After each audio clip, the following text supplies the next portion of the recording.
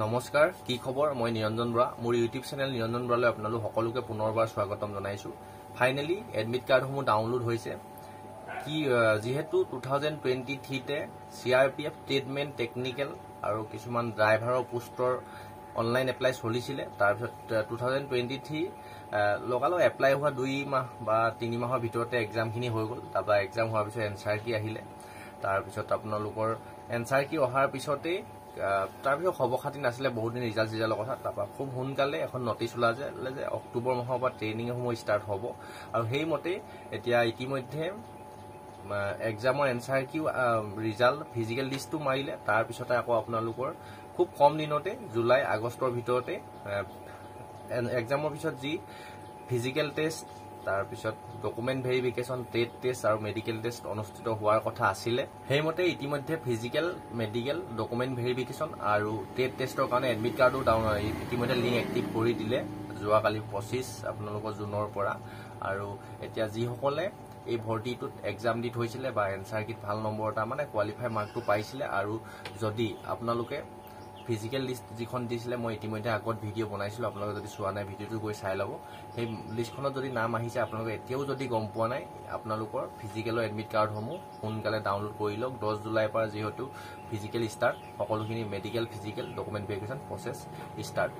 কিন্তু এই ভৰ্তিটো অলপ বেলেগ ধৰণৰ। আমি যিটো আছাম পুলিচৰ আপোনালোকে দি পাইছে নাইবা ভৱিষ্যতে দিব, বা সকলোতকৈ বেলেগ মানে ইয়াত কি হয়, আপোনালোকে গোটেইকেইটা প্ৰচেছ অকল এক্সামটোৱে বেলেগ দিনত হ'ল আৰু বাকীখিনি গোটেইখিনি প্ৰচেছ একেলগে হ'ব।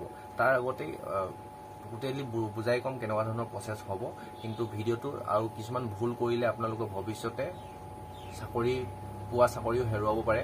কেনেকুৱা ধৰণৰ ভুল কৰিব নালাগে সেই ভুলখিনি কথা আপোনালোকক খুব ডিটেইলিত বুজাই দিম। ভিডিঅ'টো অকণমান দীঘলীয়া হ'ব, শেষলৈকে চাব। ভিডিঅ'টো আৰম্ভ কৰাৰ আগতেই মোৰ চেনেলটো যদি আপোনালোকে এতিয়ালৈ ছাবস্ক্ৰাইব কৰিছে তেন্তে বহুত বহুত ধন্যবাদ।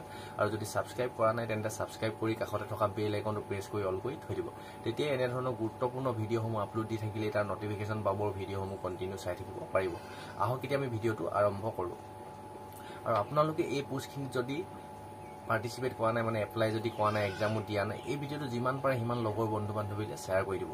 তেওঁলোকৰো অলপ হ'লেও সুবিধা হ'ব আগন্তুক দিনত যদি দিয়ে, নাইবা আৰু যদি দিছিলে এই কথাটো যদি গম পোৱা নাই এতিয়ালৈকে, তেওঁলোকে গম পায়। ফিজিকেল লিষ্টৰ কাৰণে যদি নাম আহিছে তেতিয়া তেওঁলোকে নেক্সট প্ৰচেছৰ কাৰণে ইণ্টাৰভিউটো দিবলৈ যাব পাৰিব।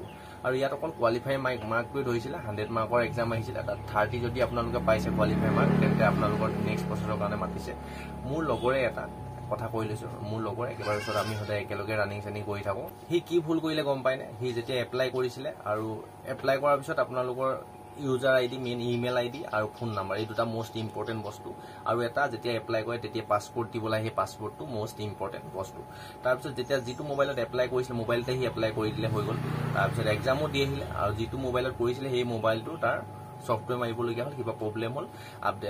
সম্পূৰ্ণ ছফ্টৱেৰত মাৰি আগৰ যিখিনি ডাটা আছিলে গোটেইখিনি সম্পূৰ্ণ উৰুৱাই দিলে মানে। তাৰপিছত এতিয়া যিহেতু ফিজিকেল লিষ্টৰ কাৰণে কোৱালিফাই হ'ল, আপোনালোকৰ এতিয়া যিহেতু ফিজিকেল দিবলৈ এডমিটো আহিলে, সি ভাবি আছিলে আৰু নাম্বাৰো অলপ বেছিয়ে পাই আছিলে, বা চাকৰি হ'ব বুলি ৰেগুলাৰ টেষ্টত দিছিলে।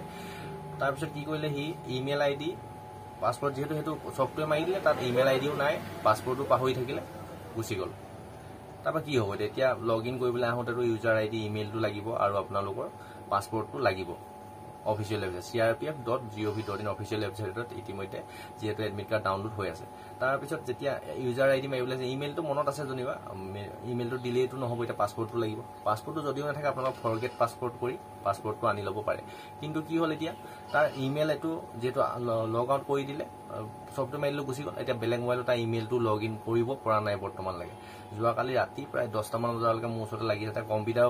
কম্পিউটাৰটো আছিলে, বেয়া হৈ আছিলে বুলি কিবা, সেইটো মই উঠাই আনি মোৰ ইয়াত চেক কৰিছিলে। ময়ো চালোঁ ময়ো বহুত ট্ৰাই কৰিলোঁ, কিন্তু এতিয়ালৈকে ইমেইল আইডিটো লগ ইন কৰিব পৰা নাই, পাছপৰ্টটো তাৰ মনত নাই। সেইবাবে শিক্ষাটো পালে আৰু এইটো পাবলগীয়া আছিলে যদিও তাৰ চাকৰি বৰবাদ মানে গুচি গ'ল। সেইবাবে আপোনালোকে যি চাকৰি এপ্লাই নকৰক, আজিকালি ইমেইল আইডি, ফোন নাম্বাৰ আৰু পাছপৰ্ট, আৰু এটা ইমেইল আৰু এটা ফোন নাম্বাৰতে আপোনালোকে গোটেই এপ্লাইখিনি কৰিবলৈ চেষ্টা কৰিব, যিটো মুখস্থ থকা বা মনত থকা ইমেইল আইডি আৰু ফোন নাম্বাৰ। এতিয়া যদি তাৰ পাছপৰ্টটো ময়ো যিহেতু নিজেও কৰিছোঁ, মই এটা ফোন নাম্বাৰ, এটা ইমেইলে আৰু এটা পাছপৰ্টে দিওঁ সকলোতে, সেইটো প্ৰব্লেম নাই। আপোনাৰ সকলো ডাটা গুচি গ'লেও সেই পাছপৰ্টখিনি মনত থাকিব, আপোনালোকে মাৰি পেলানি উলিয়াব পাৰিব সেইবাবে আপোনালোকে এইটো ভুল কেতিয়াও নকৰিব আৰু যদিও নোৱাৰে আৰু এপ্লাই কৰাৰ লগালগ যিখন এপ্লিকেশ্যন ফৰ্ম ওলায় লগালগ আপোনালোকে প্ৰিণ্ট আউট কৰি থ'ব আৰু passport email ID user ID গোটেই ইমেইল আইডি পাছপোৰ্ট গোটেইকেইটা লিখি ৰাখিব নহ'লে এনেকুৱা ধৰণৰ ভৱিষ্যতে আপোনালোকে যদি পোৱাবলগীয়া চাকৰি হেৰুৱাবলগীয়া হয় এতিয়া যিহেতু তাৰ সেই হেডকোৱাৰ্টাৰত ফোন কৰিলে যিটো নটিফিকেশ্যনত হেডকোৱাৰ্টাৰ ফোন নম্বৰ দিয়ে তাতো কোনো ধৰণৰ চলিউশ্যন এতিয়ালৈকে গুৰুত্ব দিয়া নাই আৰু 2-3বাৰ কৰি চাবলৈ মোৰ লগৰে যিহেতু চেষ্টাটো কৰি চাম যদি পাৰিব নহ'লে গ'ল তাৰ চাকৰি পাবলগীয়া চাকৰি গুচি যাব ইমেইল আইডি পাছপোৰ্ট আৰু ফোন নম্বৰ খুব সাৱধানে ৰাখিব এপ্লাই কৰাৰ পিছতে যি চাকৰিতে এপ্লাই নকৰক এতিয়া কথাখিনি গম পালে কিটো ভুল কৰিব নালাগে আপোনালোকে এনেধৰণৰ কেতিয়াও এইখিনি ভুল নকৰিব তাৰপিছত নেক্সট কথা হ'ল আপোনালোকে যদিও এইটো পোষ্টত পাৰ্টিচিপেট মানে অংশগ্ৰহণ কৰা নাই মানে এপ্লাই কৰা নাছিলে তেন্তে এইটো ভিডিঅ' শ্বেয়াৰ কৰি দিব